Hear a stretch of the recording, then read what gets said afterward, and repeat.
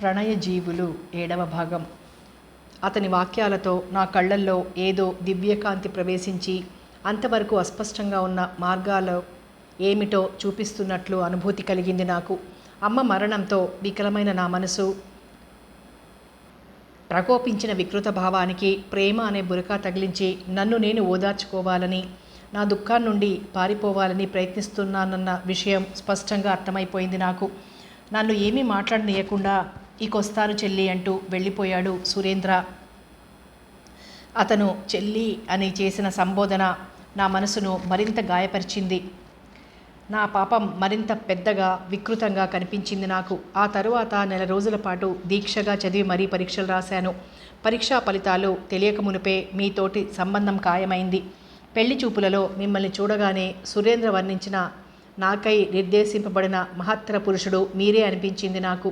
సురేంద్ర ఆశీర్వాదం వమ్ముపోదని నాకు తెలుసు. నాకు తగిన వరుడు, నాకు కావలసిన పురుషుడు నన్ను వెతుక్కుంటూ వస్తాడని నాకు తెలుసు. మీకు నేను నచ్చినట్లు ముహూర్తం వెంటనే పెట్టించమంటూ రాసిన ఉత్తరాన్ని చూసి మా నాన్న మొదట కొంచెం వెనుకాడాడు. పిల్లవాడు బుద్ధిమంతుడు, విద్యావంతుడు అయినప్పటికీ వెనక ఆస్తిపాస్తులేవీ లేవని నాన్న సందేహిస్తుంటే, నాకు మీరిచ్చే ఆస్తి చాలక వేరే ఆయనకు కూడా ఎందుకు నాన్న? ఒకవేళ మీరు నాకు ఆస్తి ఇవ్వకపోయినా మాకుగా మేం బ్రతకటానికి ఆయన తెచ్చే జీతం రాళ్ళు చాలు. అంతగా చాలదనుకుంటే నేను కూడా ఉద్యోగం చేస్తాను అన్నాను నేను. నాన్న నా వంక ఆశ్చర్యంగా చూశారు. మా దగ్గర బంధువులు ఒకరిద్దరు కూడా నేను చెప్పినట్లే నాన్నతో చెప్పటం వల్ల ఆయన సమ్మతించక తప్పలేదు. మా పిన్ని కూడా ఆస్తిపాస్తులు ఏమీ లేని అబ్బాయి నాకు లభించటం చూసి ఎంతో ఆనందపడిపోయి ఆ సంబంధాన్ని ఒప్పుకోవని ఒత్తిడి చేసింది నాన్నను. మన వివాహం ఇంకా 10 రోజులుందనగా ఒక భయంకరమైన సంఘటన జరిగింది. మా నాన్న పిన్ని హాల్లో కూర్చునుండగా పిన్ని నన్ను రమ్మంటూ కబురు పంపింది. నేను వెళ్ళి కూర్చోగానే నాన్న నాకు తెప్పించే పెళ్లి చీరలను గురించి, నగలను గురించి మాట్లాడుతుంటే ఉన్నట్టుండి పిన్ని కల్పించుకొని, అన్నట్లు సంధ్య, మీ సురేంద్ర ఏమయ్యాడు? నీ పెళ్లి గురించి అతనికి తెలుసా అంది. నేను నెత్తిన పిడుగు పడ్డట్లు నిర్ఘాంతపోయి పిన్ని వంక చూస్తూ కూర్చుండిపోయాను. ఎందుకలా చూస్తావు? సురేంద్ర సంగతి నాకెలా తెలుసా అని ఆశ్చర్యపడుతున్నావా అంటూ పకపక నవ్వింది పిన్ని. రాత్రిళ్ళు మీరు అంటే నువ్వు నీ స్నేహితురాలు సుగుణ కలిసి మాట్లాడుకుంటుంటే చాలాసార్లు విన్నానులే. అదీ కాక నువ్వు సురేంద్రకు రాసిన ప్రేమలేఖ ఒకటి కూడా నా దగ్గరుందిలే అంది విలాసంగా సోఫాకు చేరగిలబడి పిన్ని. ఆ సమయంలో పిన్ని కళ్ళలో స్పష్టంగా కనబడుతున్న క్రౌర్యం, ఈర్ష్య, ద్వేషం, చులకన భావం, విజయగర్వం మొదలైన భావాలను చూడటానికి నాకు భయం, అసహ్యం, సిగ్గు కలిగినాయి. మాట్లాడకుండా తల వంచుకొని కూర్చున్నాను నేను కన్నీరు కారుస్తూ. నాన్న కల్పించుకొని, చిన్నపిల్ల ఏదో తెలియక తప్పు చేస్తే దానిలా అవమానపరచడం మంచిది కాదు. నిన్న సుగుణ ద్వారా అన్ని విషయాలు తెలుసుకున్నాను. నువ్వు అనుకున్నంత ఘోరాలేమీ జరగలేదు. సురేంద్ర చాలా మంచి కుర్రాడు. దీనిని సొంత చెల్లెలాగా చూసేవాడు అన్నాడు నన్ను వెనకేసుకొస్తూ. అవునులే, మీ కూతుర్ని వెనకేసుకురాక ఇంకేం చేస్తారు మీరు? పెళ్ళవుతోంది కనుక ఇంకా మీ అమ్మాయి పతివ్రత శిరోమణి కిందే లెక్క. కానీ ఆవిడ రాసిన ప్రేమలేఖల మాట ఏమిటి? ఈవిడ పాతివ్రత్యానికి చిహ్నంగా ఆవిడ రాసిన ప్రేమలేఖల్ని నా దగ్గరే ఉంచుకుంటానులేండి. ఎప్పటికైనా దాని అవసరం రాకపోదు అంది బుసలు కొడుతూ పిన్ని.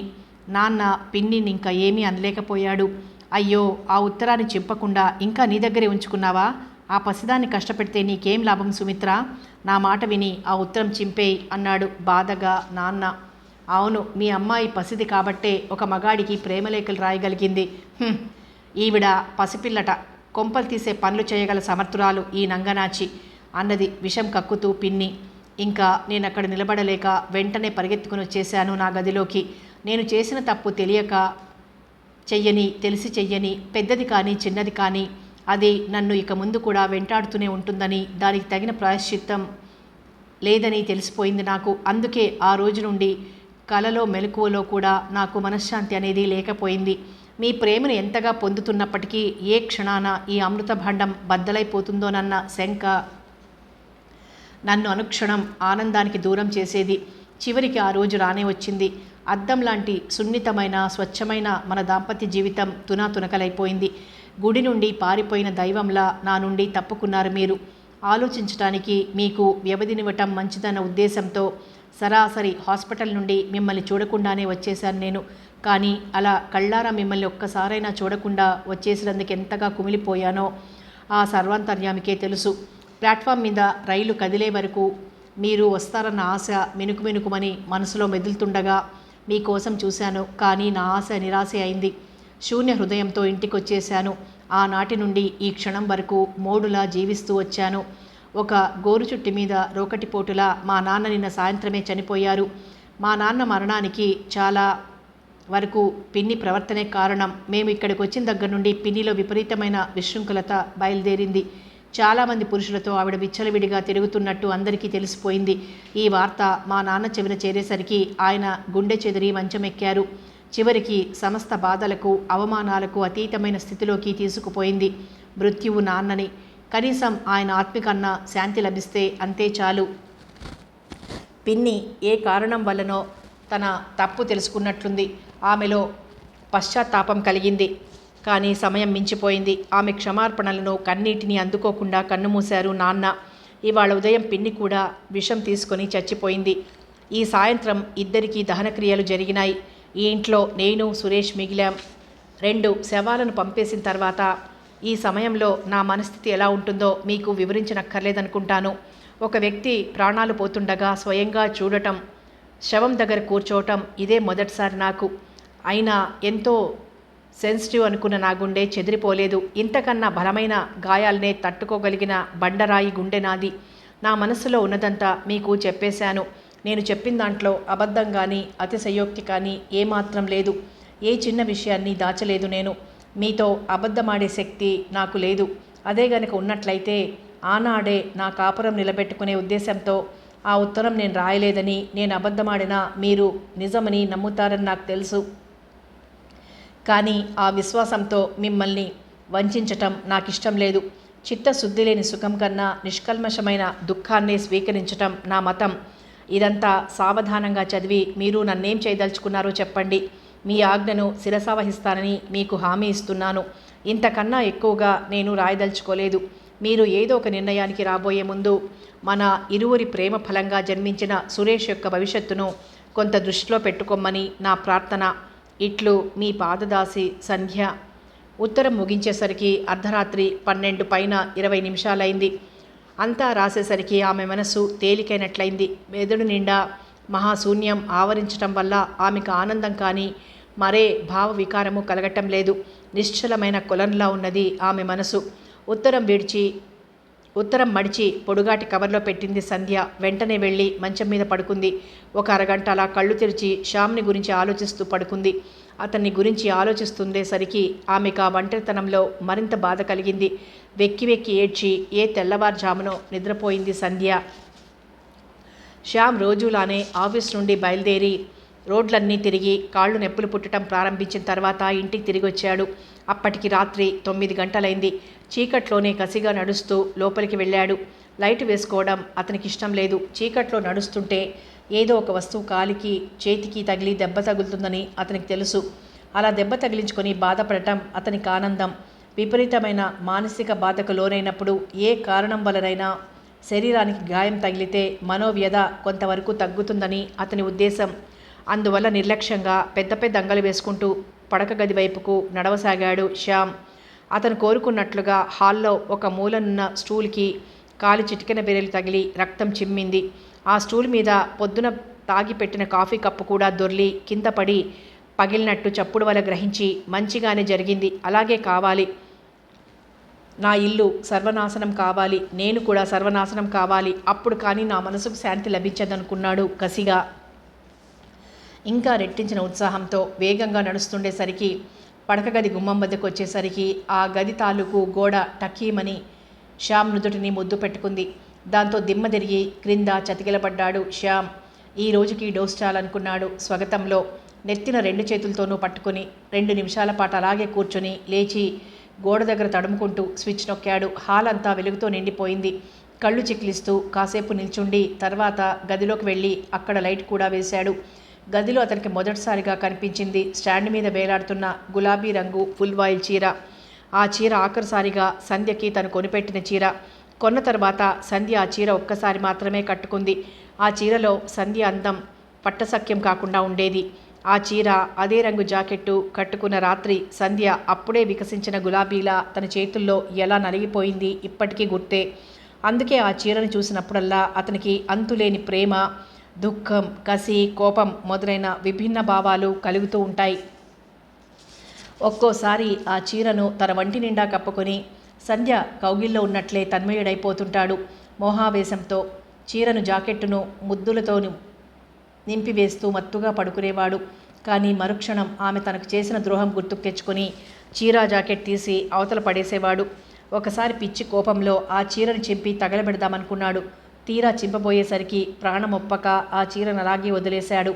ఆ చీరను చింపాడంటే సంధ్య పీకను చేజేతులా పిసికి చంపినట్లే లెక్క. అందుకే ఆ చీరను చింపడానికి చచ్చే భయం కలిగేది అతనికి. ఇవాళ కూడా రోజులానే ఆ చీరను తదేకంగా చూస్తూ నిలబడ్డాడు కాసేపు శ్యామ్. మెల్లగా అడుగులో అడుగు వేసుకుంటూ వెళ్ళి స్టాండును సమీపించాడు. చీరను 2 చేతుల్లోకి తీసుకుని గట్టిగా గుండె కదుముకున్నాడు.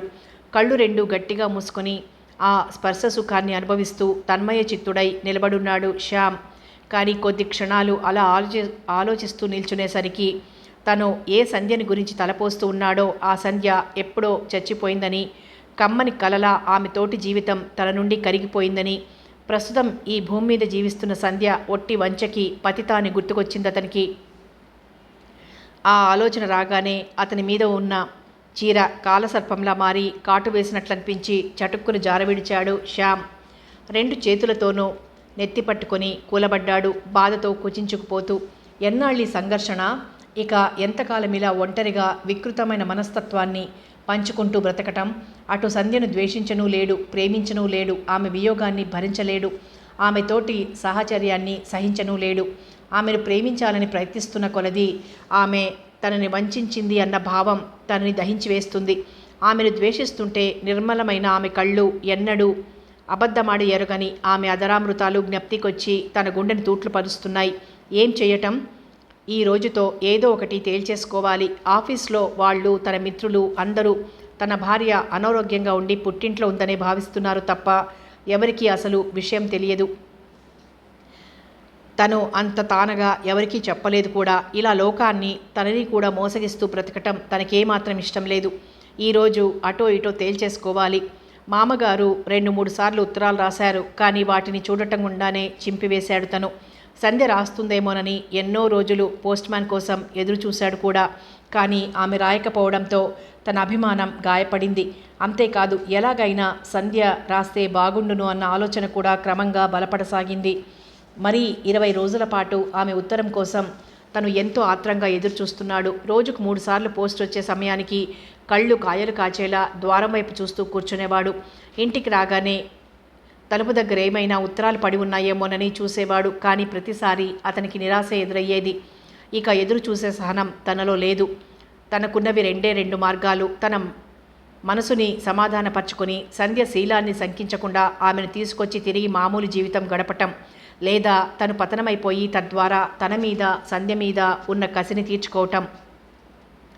ప్రస్తుతం అతనున్న పరిస్థితులను బట్టి 2వ మార్గమే సులభ సాధ్యంగా కనిపించింది. వెంటనే గిరుక్కును తిరిగి బయటకు నడిచాడు శ్యామ్. తలుపు తాళమన్నా వెయ్యకుండా దగ్గరకు లాగి వీధిలోకొచ్చాడు. పిచ్చి పట్టిన వాడిలా బడిబడిగా అడుగులు వేస్తూ నడవసాగాడు శ్యామ్. అతను ఎక్కడికి వెళ్తున్నది అంతరాంతరాలలో అతనికి తెలుసు. కానీ పైకి గట్టిగా అనుకోవడానికి అతనికి భయం వేస్తోంది. అతని శరీరం అంతా ముచ్చెమటలు పడుతోంది. అతని గుండె వేగంగా కంపిస్తోంది. అతని కాళ్ళు వణుకుతున్నాయి. అలాగే ప్రాణాలన్నీ కూడదీసుకుంటూ పిచ్చి బలంతో, మొండి ధైర్యంతో బయలుదేరాడు శ్యామ్. చీకటిగా ఉన్న ఒక సందు చివరికొచ్చి ఆగిపోయాడు శ్యామ్. ఎక్కడికి పోవాలో, ఏం చెయ్యాలో తెలియక అలాగే నిల్చుండిపోయాడు. ఎక్కడో 2 ఫర్లాంగుల దూరంలో ఉన్న ఎలక్ట్రిక్ దీపకాంతిలో ఆ సందుకు ఎడంవైపున ఉన్న ఇళ్ల ద్వారబంధాల దగ్గర ప్రతి ఇంటి ముందు ఒక స్త్రీ నిల్చున్నట్లు అస్పష్టంగా కనిపించింది అతనికి. వాళ్ళకి యువతలగా చాలామంది పురుషులు తప్పతాగి కబుర్లాడుకుంటూ ఉన్నారు. అలా చూస్తూ నిలబడిన శ్యామ్కి తనకి కొద్ది దూరంలో నిల్చున్న ఒక స్త్రీ చెయ్యి ఊపుతున్నట్లు అనిపించి ఉలిక్కిపడ్డాడు. మళ్ళీ కళ్ళు విచ్చుకొని చూశాడు. సందేహం లేదు, ఆమె తననే పిలుస్తోంది. శ్యామ్కి భయం వేసింది, అసహ్యం కూడా వేసింది.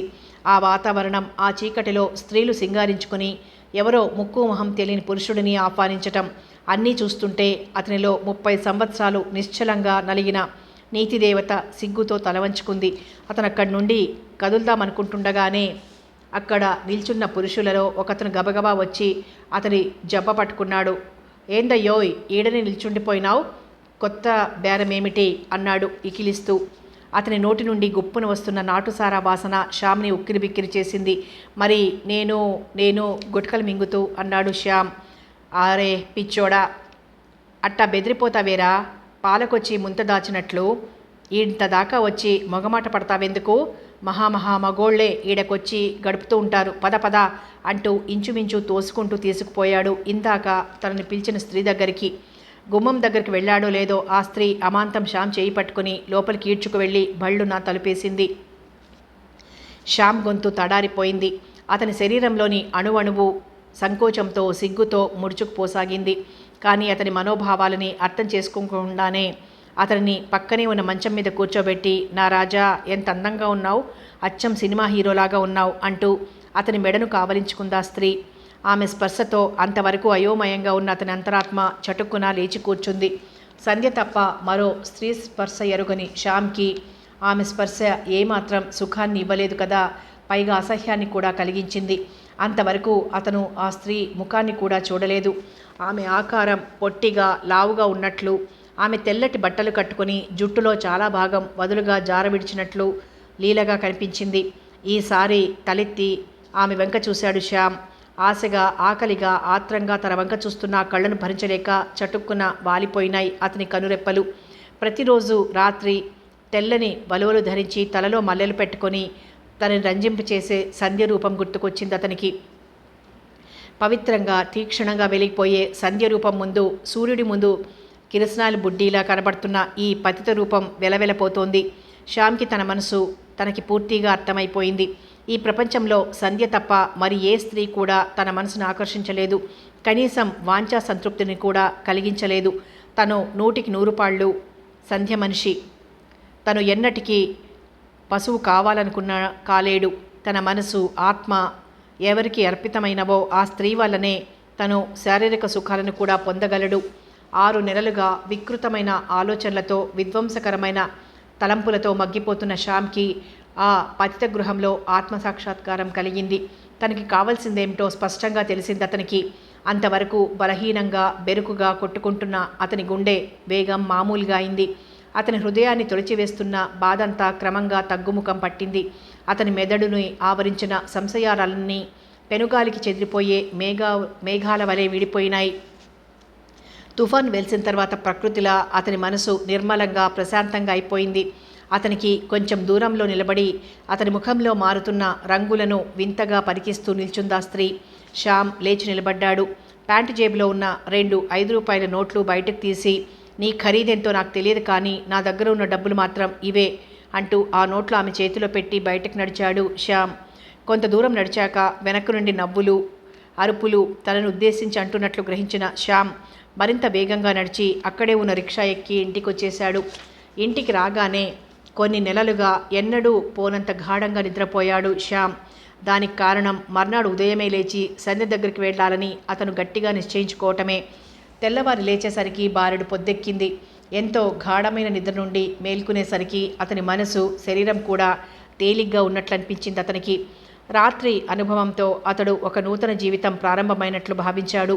సంధ్య ఎడల తనకు ఎంతటి గాఢానురాగం ఉన్నదో రాత్రి తెలిసిపోయింది. సంధ్య తనని ద్వేషించినా తను ఆమెని ద్వేషించలేడు. సంధ్య తనకు అన్యాయం చేసినా తను మాత్రం ఆమెకు అన్యాయం చేయలేడు. సంధ్యని సంధ్యగా, ఆమె గుణదోషాలన్నింటినీ కలిసిపి ఆమెను ప్రేమించాడు తను. పెళ్లి చూపుల నాడు తన హృదయాన్ని వశం చేసుకున్న సంధ్యనే తను ఆరాధించాడు. అంతకుముందు సంధ్య ఎలాంటిదైనా తనకు అవసరం లేదు. కోపావేశంతో ఆమెను దూషించాడు. కానీ నిజానికి సంధ్య శీలాన్ని పోగొట్టుకునేంత అల్పురాలేం కాదు. ఆ సంగతి తన అంతరాత్మకి తెలుసు. తాత్కాలికంగా ఆమె మనసు చలించినా తన తప్పును గ్రహించగల వివేకం ఆమెలో ఉంది. ఆ విషయం కూడా తనకి తెలుసు. ఆమెలో ఏమాత్రం కల్మషం కానీ, తనని వంచాలన్న ఉద్దేశం కానీ ఉన్నట్లయితే ఆ ఉత్తరం రాసింది తను కాదని ఆమె అబద్ధమాడి ఉండేదే.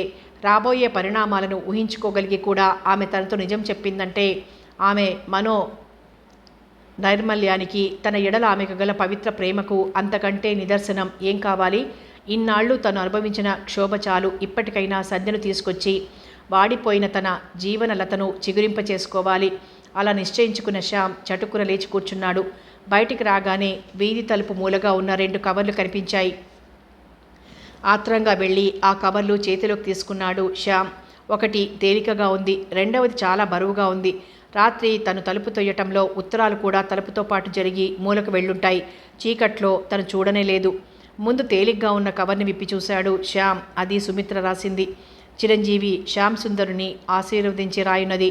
ఈ ఉత్తరం చూసి నువ్వు ఆశ్చర్యపోతావని నాకు తెలుసు. ఈ లోకం నుండి శాశ్వతంగా వెళ్ళిపోబోతున్న సమయంలో నేను చేసిన పాపాలను ఎవరికన్నా విన్నవించుకోవాలనే కోరిక కలగటం వల్ల నీకు ఈ లెటర్ రాస్తున్నాను. శ్యామ్, నేను చాలా చెడ్డదాన్ని. పైకి ఎంతో అందంగా పొందిగ్గా కనిపించే నా శరీరం వెనక ఉన్న ఆంతర్యం ఎంత వికృతమైందో నాకన్నా మరెవరికీ తెలియదు. అవును, శీలం లేని ఆడది, ధైర్యం లేని మగవాడు లోకంలోకెల్లా అతి వికృతమైన ప్రాణులు. నాది పుట్టుకతోనే విశృంఖల స్వభావం. పెళ్లి కాకముందు ఆ 22 ఏళ్ళు చెడిపోకుండా ఉండగలిగానంటే తరతరాలుగా వస్తున్న సంఘ నియమాలు, వంశపారంపర్యంగా నా రక్తనాళాల్లో జీర్ణించుకుపోయిన నా భీతే దానికి కారణం. అంతే తప్ప సహజమైన మనోనిగ్రహం నాకు లేదు. ఇలాంటి వాళ్ళు జీవితంలో ఇప్పుడో ఒకప్పుడో తప్పటడుగు వెయ్యక తప్పదు. నిబురుగప్పిన నిప్పులా ఉన్న పాపం పరిస్థితులు అనబడే తీవ్ర ఝంఝామారుతం వల్ల రాజుకుని ఆ వ్యక్తిని, చుట్టూ ఉన్న వ్యక్తులను కూడా దహించి వేస్తుంది. నా విషయంలోనూ అలాగే జరిగింది. పెళ్ళైన తర్వాత నాలోని అసంతృప్తి వాంఛలు, నాకు లభించిన స్వేచ్ఛా స్వాతంత్ర్యాలు, నా ఈడుదైన సంధ్య ఎడల నాకు గల ఈర్ష్యా ద్వేషాలు అన్నీ కలిసి నాలోని విశృంఖలతకు మరిన్ని సమిధలు వేసినాయి. నాకు అన్ని విధాల నచ్చిన గుణాలు గల మొదటిసారిగా కనపడిన పురుషుడు నువ్వే. అందుకే నిన్ను మోహించాను. నీ పొందు కోసం తహతహలాడిపోయాను. కానీ నువ్వు తిరస్కరించటంతో నీ మీద ద్వేషం, సంధ్య మీద అసూయ ద్విగుణీకృతమైపోయినాయి. అందుకే ఆమె రాసిన ప్రేమలేఖను నీకు చూపి నీ సంసారాన్ని విచ్ఛిన్నం చేశాను. కానీ అంతటితో నాలోని జ్వాల చల్లారలేదు. మీ సంసారాన్ని నాశనం చేయటంతో పాటు నేను కూడా పతనమైతే తప్ప నాలోని పశు ప్రవృత్తి అణగారిపోదని భావించాను. అందువల్ల నన్ను నేను అసహించుకుంటూనే స్త్రీకి అపూర్వ శోభనిచ్చే శీలాన్ని పోగొట్టుకున్నాను. కానీ నాది ఎంతటి చంచల హృదయం అంటే పాపాన్ని కూడా ఎక్కువ కాలం భరించగలిగే శక్తి లేదు నాకు. త్వరలోనే ఆ పాపిష్టి జీవితం మీద రోత పుట్టింది నాకు. అప్పటికే నేను గర్భవతిని. అది చాలదన్నట్లు మా ఆయన కూడా చనిపోయారు. వృద్ధాప్యంలో ఆయన మనసును కష్టపెట్టి అవమానాల పాలు చేసి మంచం ఎక్కించి చివరికి చనిపోయేటట్లు కూడా చేసింది నేనే. మీ దంపతులకు కానీ ఇటు నా భర్తకు కానీ నేను చేసిన అన్యాయం అంతా ఇంతా కాదు. నా పాపానికి నిష్కృతి లేదని నాకు తెలుసు. అయితే ఈ సమయంలో నేను చేయగలిగిందొక్కటే. ఇంతటితో నా పాపాలకు స్వస్తి చెప్పే ఉద్దేశంతో నేను ఆత్మహత్య చేసుకోదలిచాను. ఈ ఉత్తరం నీకు అందేసరికి నేను ఈ లోకంలో ఉండను. నా వలన మీ సంసారం విచ్ఛిన్నమైంది. ఈ ఉత్తరం చదివాకైనా మీరిద్దరూ కలుసుకుంటే నా ఆత్మకు శాంతి లభిస్తుంది. నేను నిన్ను కోరేది ఇంకొక్కటే. సంధ్య పవిత్రురాలు, ఉత్తమురాలు. అలాంటి స్త్రీ పేరు ఉచ్చరించడానికి కూడా నేను తగను. ఆ సంగతి తెలుసు కాబట్టే నేను ఆమె మీద ద్వేషాన్ని పెంచుకున్నాను.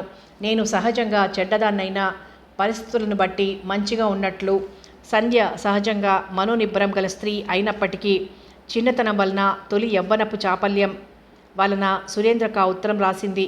అంతకు మించి ఆమె ఎలాంటి పాపము చెయ్యలేదు. సురేంద్ర కూడా చాలా ఉత్తముడు. సంధ్య బలహీనత అర్థం చేసుకుని ఆమెలోని వివేకాన్ని మేల్కొలిపి ఆమె జీవితం నుంచి నిష్క్రమించాడు. సంధ్య అన్ని విధాలా నీకు తగిన భార్య. ఆమె నిజంగా నీకు తగిన అర్ధాంగి. మీ ఇరువురిని నేను వేరు చేయటానికి 1000 మంది సుమిత్రలకి కూడా సాధ్యం కాదన్న సంగతి అప్పుడు అర్థం చేసుకోలేకపోయాను. భౌతికంగా దూరమైనప్పటికీ మానసికంగా, ఆధ్యాత్మికంగా మీరు ఒకరినొకరు ఎలా పెనవేసుకుపోయారో, ఈ వియోగం వలన మీరెంతగా కృంగిపోతున్నారో సంధ్య ముఖం చూస్తేనే అర్థమవుతోంది నాకు. ఇంతవరకు మీరు అనుభవించిన క్షోభ చాలు. ఈ ఉత్తరం అందిన వెంటనే వచ్చి సంధ్యను, సురేష్ని తీసుకువెళ్ళు. మీ దాంపత్యం కలకాలం వర్ధిల్లాలని ఆశీర్వదిస్తూ సుమిత్ర. యాంత్రికంగా 2వ కవర్ కూడా విప్పాడు. సంధ్య దస్తూరిలో ఉన్న ఆ సుదీర్ఘమైన లేఖను 1కి 4 సార్లు చదివాడు. ప్రతి అక్షరంలోనూ దీనంగా ఉన్న సంధ్యవదనమే కనిపించి అతని గుండె తరుక్కుపోయింది. ఒక పురుషుడి చేత సోదరీభావంతో చూడబడిందంటే సంధ్య ఎంత నిర్మలమైనదై ఉండాలి. సురేంద్ర ఎంత ఉత్తముడు. అనవసరంగా ముందు వెనక ఆలోచించకుండా తనే సంధ్యను పంపివేశాడు. అటు ఆమె మనసు బాధ పెట్టడమే కాక ఇక్కడ తను ఎంతగానో కుమిలిపోయాడు. ఆఖరికి నైతికంగా దిగజారిపోయేంత అల్పత్వానికి కూడా సిద్ధమయ్యాడు. తను వట్టి దుర్మార్గుడు, చపలచిత్తుడు. సంధ్య తనని ప్రేమించినంత గొప్పగా తను సంధ్యని ప్రేమించలేదు. తన ప్రేమ చాలా అల్పమైనది. నిజమైన ప్రేమ అసూయకు, అనుమానాలకు అతీతమైనది. ఆ రకమైన ప్రణయభావాన్ని చేరుకోవటానికి ఎంత ఉన్నతమైన వ్యక్తిత్వం కావాలి. తనలో ఆ ఔన్నత్యం లేదు. తను వట్టి అల్పుడు, నీచుడు. అయినా ఇప్పటికీ మించిపోయిందేమీ లేదు. తక్షణమే వెళ్ళి సంధ్య దగ్గర వాలాలి. వెంటనే కట్టుబట్టలతో తలుపు తాళం వేసి బస్టాండ్కి పరిగెత్తాడు శ్యామ్. అతను ముఖం కడుక్కోలేదు, తల దువ్వుకోలేదు. బట్టలు కూడా మాసిపోయి ఉన్నాయి. గడ్డం చేసుకుని వారం రోజులైంది. అయినప్పటికీ ఇవేమీ లక్ష్య పెట్టకుండా 100 మైళ్ళు ప్రయాణం చేయటానికి సంసిద్ధుడైనాడు శ్యామ్. అతను మామగారింటికి చేరుకునేసరికి సాయంత్రం 6 గంటలైంది. ఆ సమయంలో సంధ్య మేడ మీద ఆరు బయట కూర్చొని సురేష్కి అన్నం పెడుతోంది. వాడు వచ్చి రాని మాటలతో అడిగే ప్రశ్నలన్నింటికీ ఓపిగ్గా జవాబు చెప్తోంది. ఇంతలో రామయ్య రొప్పుతూ, చిన్నమ్మాయి గారు, బాబుగారు వచ్చారు అన్నాడు పట్టరాని సంతోషంతో.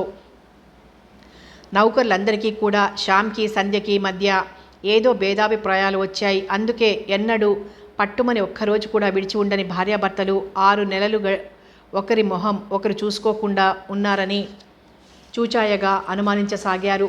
సంధ్యని గూర్చి మనసులో ఎంతగానో బాధపడుతున్న రామయ్యకి శ్యామ్ రాక ఎంతో సంతోషాన్ని కలిగించింది. ఏ బాబుగారు రామయ్య అని అడిగింది సంధ్య కంపిత స్వరంతో, తన ఊహ నిజమేనని నమ్మటానికి భయపడుతూనే. ఇంకే బాబుగారమ్మా, మన బాబుగారే, సురేష్ తండ్రి. నిజమా? నేనెందుకు అబద్ధమాడతానమ్మా నీతో? తన తొందరపాటికి సిగ్గుపడి తల వంచుకుంది సంధ్య. అనవసరంగా నౌకర్ ముందు వెలితి పడుతున్నానేమిటి అనుకుంది. ఇక్కడికి రమ్మనమని చెప్పాను అమ్మా, తలూపింది సంధ్య. రామయ్య వెళ్ళిపోగానే ఒక్కొక్క క్షణమే లెక్కబెట్టుకుంటూ కూర్చుంది సంధ్య. కొద్దిసేపట్లోనే మేడ మెట్ల మీద బూట్ల చప్పుడవటం వినిపించింది. ఆమె గుండె దడదడ కొట్టుకోసాగింది. చటుక్కున చెయ్యి కడిగేసుకుని తెల్లబోయి తన వంక చూస్తున్న సురేష్ని గమనించకుండానే లేచి నిలబడింది సంధ్య. శ్యామ్ పైకొచ్చాడు. ఆమె గుండె వేగం మరింత ఎక్కువైంది. కొద్ది క్షణాల పాటు ఒకరినొకరు చూసుకుంటూ నిర్ఘాంతపోయి నిలబడ్డారిద్దరూ. చివరికి శ్యామే గొంతు పెగిల్చుకొని సంధ్య అన్నాడు. ఆ పిలుపు ఆమె గుండె లోతును తాకింది. ఆ సంతోషాన్ని భరించలేకపోతోంది సంధ్య. సంధ్య, నీకోసం వచ్చాను సంధ్య, ఇంకెప్పటికీ మనం విడిపోవద్దు అంటూ కళ్ళ నీళ్లు కారుస్తూ శ్యామ్ వచ్చి ఆమెను కౌగిలించుకొని తన హృదయానికి హత్తుకున్నాడు.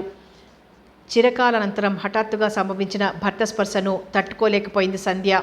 మూర్ఛిల్లిన సంధ్య శరీరం శ్యామ్ చేతుల నుండి జారి అతని పాదాల వద్ద వాలిపోయింది. అతను కంగారుగా ఆమెను లేపి మంచం మీద పడుకోబెట్టాడు.